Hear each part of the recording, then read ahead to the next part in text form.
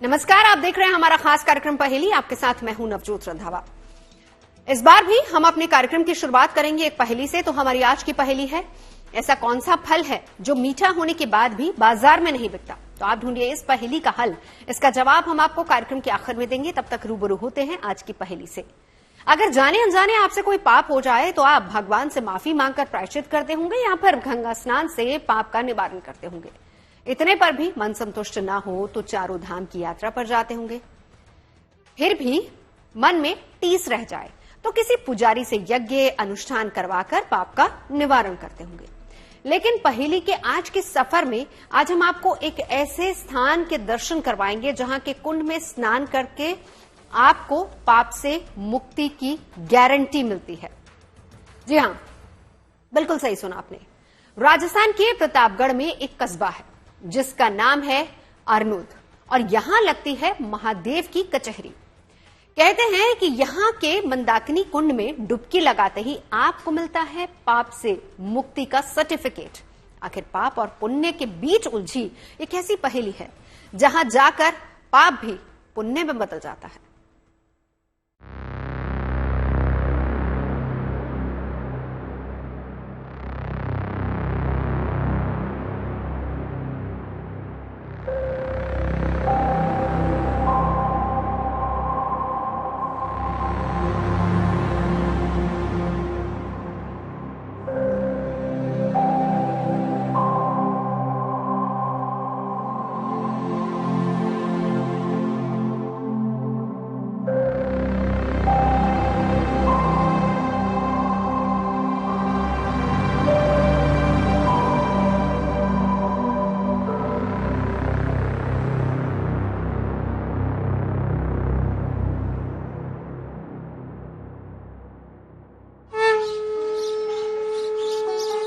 है कि जहाँ जाने अनजाने में जो भी जीव जंतु जीव हत्या जो हो जाती है उसका सर्टिफिकेट यहाँ के अमीन रघुनाथ कचहरी जो सनातन धर्म से यहाँ चलती आ रही है उस कमेटी के माध्यम से 12 रुपये में वो सर्टिफिकेट दिया जाता है। 10 रुपये गौ माता को जाते हैं गौशाला में, 1 रुपये का सर्टिफिकेट है। 1 रुपये मंदाकिनी कुंड है जिसमें ये पुरानी मान्यता चली हुई आ रही है कि किसी से भी कोई जीव हत्या हो जाती है तो वो व्यक्ति यहाँ मंदाकिनी कुंड में आकर के डुबकी लगाता है, और पाप मोचनी कुंड भी के नाम से भी जानते हैं।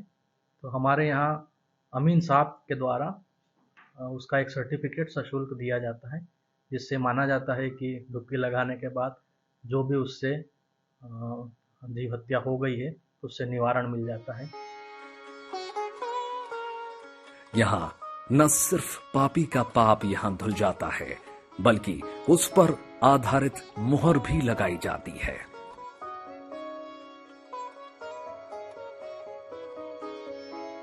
इससे पहले हमने इस तरह की घटना ना तो देखी थी और न ही सुनी थी जहां किसी कुंड में आस्था की डुबकी के साथ ही पाप से मुक्ति का प्रमाण पत्र मिलता हो। इस अलौकिक स्नान का साक्षी बनने के लिए हम दिल्ली से करीब 700 किलोमीटर का सफर तय करके पहुंच गए राजस्थान के अरनौद, जहां आस्था की डुबकी दोषी को निर्दोष कर देती है, पापी को पवित्र कर देती है। ओम नमः शिवाय, ओम नमः शिवाय। अनोखी है महादेव की ये अदालत। यहाँ न जिराय होती है न गवाही।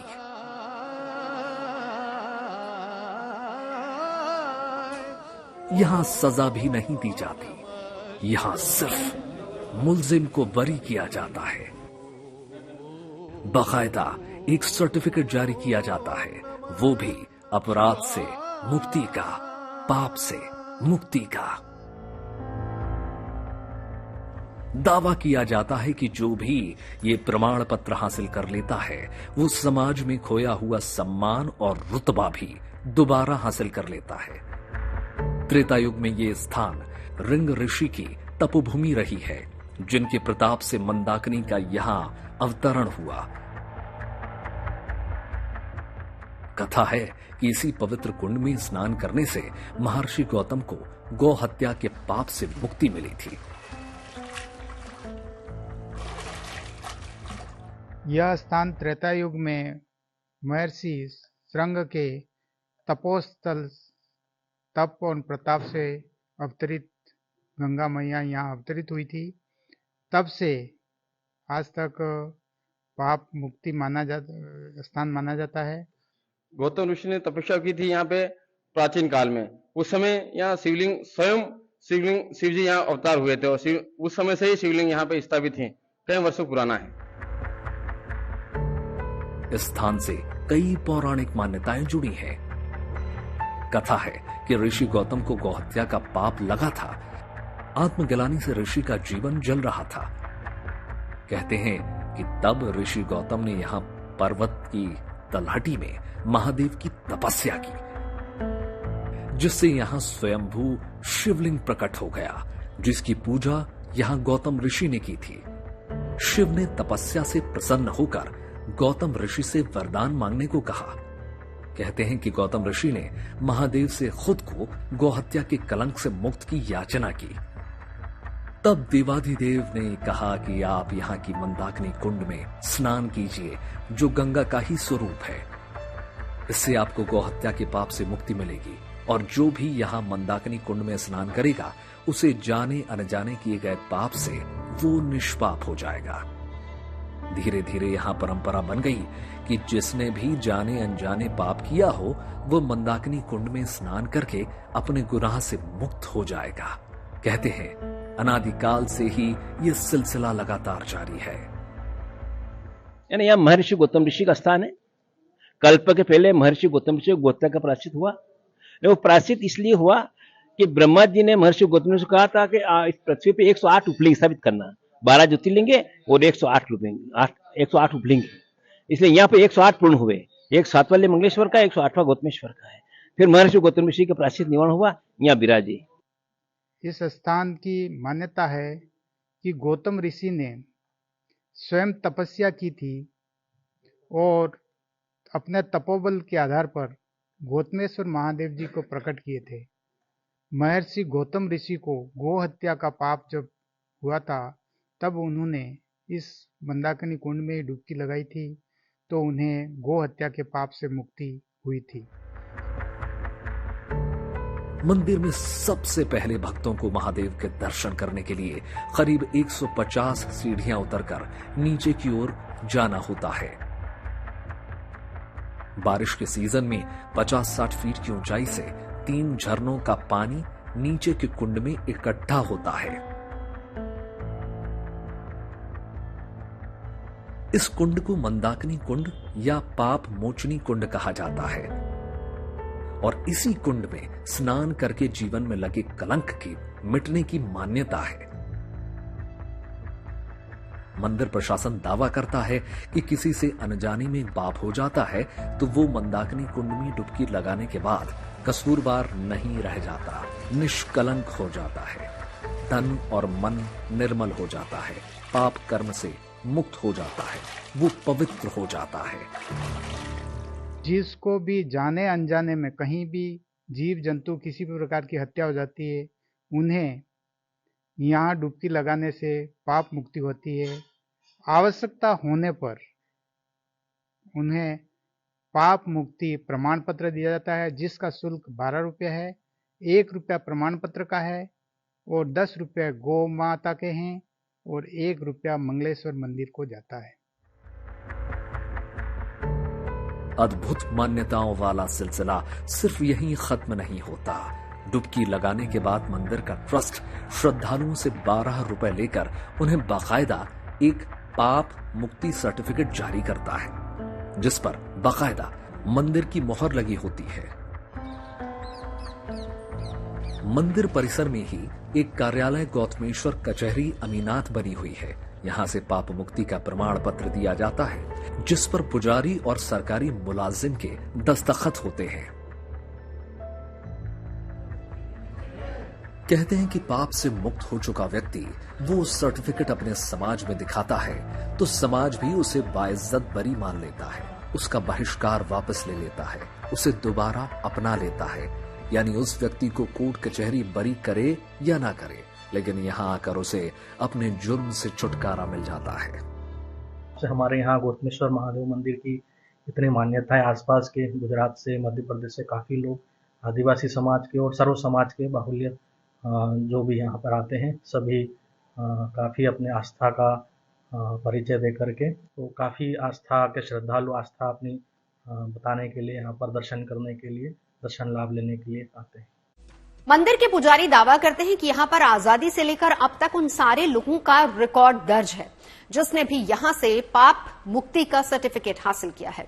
अब हम आपको वो अनोखी घटना दिखाने जा रहे हैं जो यहां आने वाले हर भक्त के पास देखने और सुनने को मिलती है, यानी कि वो सर्टिफिकेट जिसे पाने की लालसा में यहां हर कोई दौड़ा चला आता है। आखिर कैसे मिलता है ये सर्टिफिकेट? हमने जब अपने कैमरे में इस घटना को कैद किया तो यकीन मानिए हमारी भी हैरानी का ठिकाना नहीं रहा। आप भी देखिए।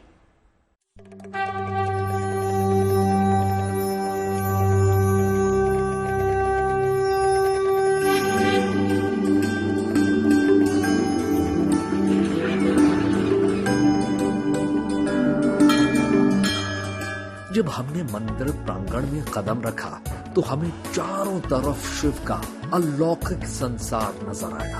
भक्तों से गुलजार एक तीर्थ दिखाई दिया जो कहता है कि वहां वैसे तो कोई भी दर्शन को आ सकता है, लेकिन मन में जाने अनजाने में हुए पाप से मुक्ति की लालसा लिए भक्तों की भीड़ ज्यादा दिखाई देती है। हम उस मंदाकिनी कुंड के पास खड़े थे जिसे पाप से बचाने वाला कुंड कहा जा रहा था। पास में ही पुजारी बैठे थे जो डुबकी मारकर आने वाले भक्तों को 12 रुपए लेकर एक सर्टिफिकेट दे रहे थे।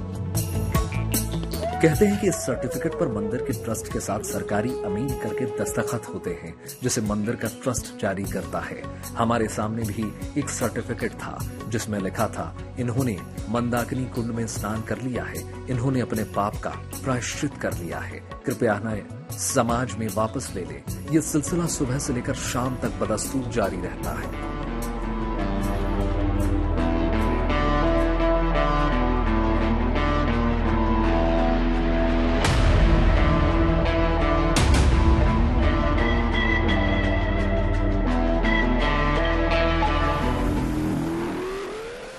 इस मंदिर में किसान भी बहुत आते हैं क्योंकि वे मानते हैं कि खेती किसानी में वे जाने अनजाने कई जानवरों के घोंसले, बिल और अंडे उनसे तबाह हो जाते हैं। इस पाप के निवारण के लिए वे यहाँ दर्शन स्नान करने आते हैं। यहाँ हर सोमवार को तो मेला सा लग जाता है। हजारों भक्त गौतमेश्वर में पाप निवारण और प्रायश्चित करने के लिए आते हैं और मंदाकिनी कुंड में स्नान करते हैं। साथ ही दोबारा कभी पाप न करने की कसम भी खाते हैं। यहाँ पर श्रावण मास के अंदर मेला भी लगता है, काफी झरना वगैरह चलता है और काफी संख्या में दर्शनार्थी यहाँ पे आते हैं। और यहाँ पे एक गधा लौट का मतलब स्थान भी है जहाँ पर लोग गधा लौट मतलब एक अपना ऐसा माना जाता है कि इस जगह पर गधा लौट करने से अपनी इस गधे की जो योनि है वो मनुष्य को नहीं मिलती है। ये प्राचीन समय से चलता आ रहा है और ये गधा लौट शिव जी के लिंग के ठीक उसके उनके ऊपर ही है, जो यहाँ अगले जन्म में गधे की योनि में नहीं जाए, इसके लिए सनातन धर्म से चलता आ रहा प्राचीन काल से।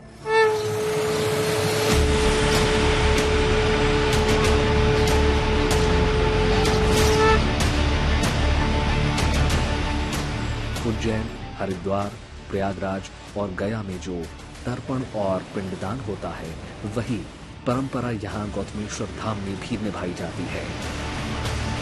एक और पहेली इस कुंड से जुड़ी हुई है जो कहती है कि 24 घंटे के अंदर ही इस कुंड में डाली गई अस्थियों का लोप हो जाता है, वो अस्थियां गायब हो जाती हैं। यहाँ खास करके आदिवासी समाज की ये प्रथा है कि यहाँ पे हड्डी विसर्जन, जो हमारा 10वां जो कार्यक्रम होता है, जो घाटा जो कहते हैं, जिसके दिन हड्डी विसर्जन करते हैं, इस कुंड की ये मान्यता है कि कुंड के अंदर जो हड्डी विसर्जन करते हैं उसके बाद अपने आप ही उस हड्डी का गल जाती है। जो आज दिन तक हमें जब कुंड की सफाई करते हैं उस समय आज दिन तक हड्डी वापस नहीं मिली।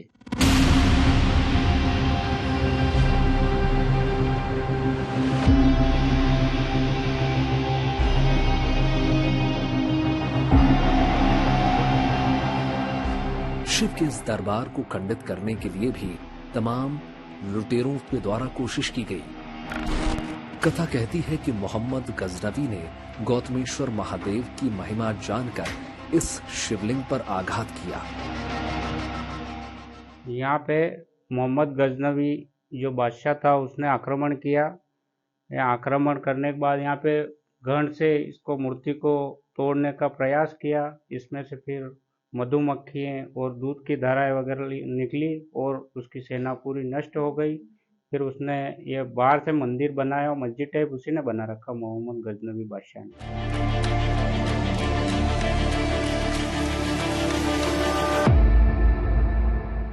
कथा है कि इस प्रहार से शिवलिंग से दूध की धारा फूट पड़ी, लेकिन शिवलिंग ज्यों का त्यों रहा। आवेश में आकर गजनवी ने दूसरा वार किया।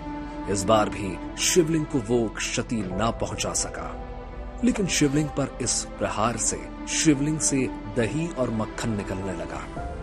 कथा कहती है कि आताताई गजनवी शिवलिंग के ना टूटने से खींच गया। उसे कुछ सूझ नहीं रहा था और उसने इस बार शिवलिंग पर पुरजोर वार किया। कहते हैं कि इस हमले में शिवलिंग कमल के आकार में बदलने लगा। उसके नीचे से लाखों की संख्या में भंवरे निकलने लगी।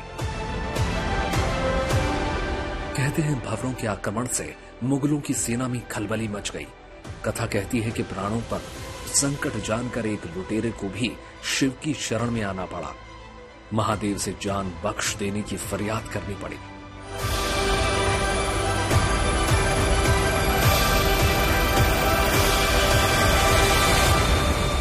उन भंवर की मक्खियों ने मोहम्मद गजनवी की सारी सेना को बेहोश कर दिया था और स्वयं मोहम्मद गजनवी ने शिवलिंग से महादेव से प्रार्थना की कि यदि मेरी सेना पुनः जीवित हो जाएगी तो मैं यहाँ मंदिर बनाऊंगा। उस समय मोहम्मद गजनवी ने यहाँ मंदिर बनवाया और उसने एक शिलालेख लिखा है।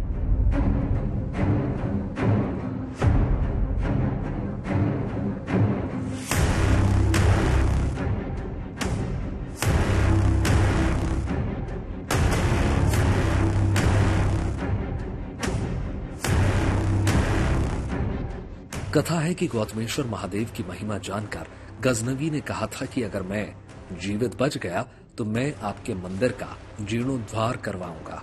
कहते हैं कि याचना करते ही भंवरे गायब होने लगे, जिसका बखान आज भी मंदिर में लगा शिलापट्ट करते हैं।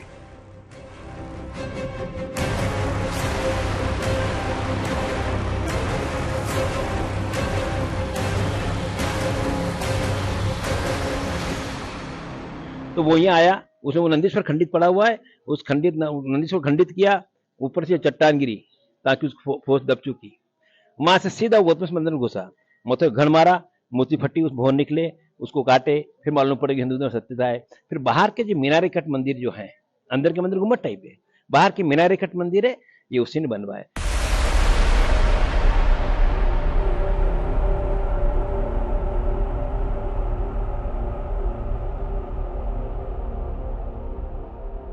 भारत आस्था और मान्यताओं का देश है जो तीर्थों और देवस्थानों से परिपूर्ण है। गौतमेश्वर महादेव से भी भक्तों की श्रद्धा जुड़ी है, जहां जाने अनजाने किए गए पाप के निवारण की मान्यता जुड़ी हुई है, जो आज एक परंपरा बन चुकी है, जो अपराध बोध से पीड़ित भक्तों को निष्पाप बना रहा है, तन और मन को निर्मल कर रहा है। राजस्थान के प्रतापगढ़ से संजय जैन मुंगाना की रिपोर्ट, गुड न्यूज टुडे।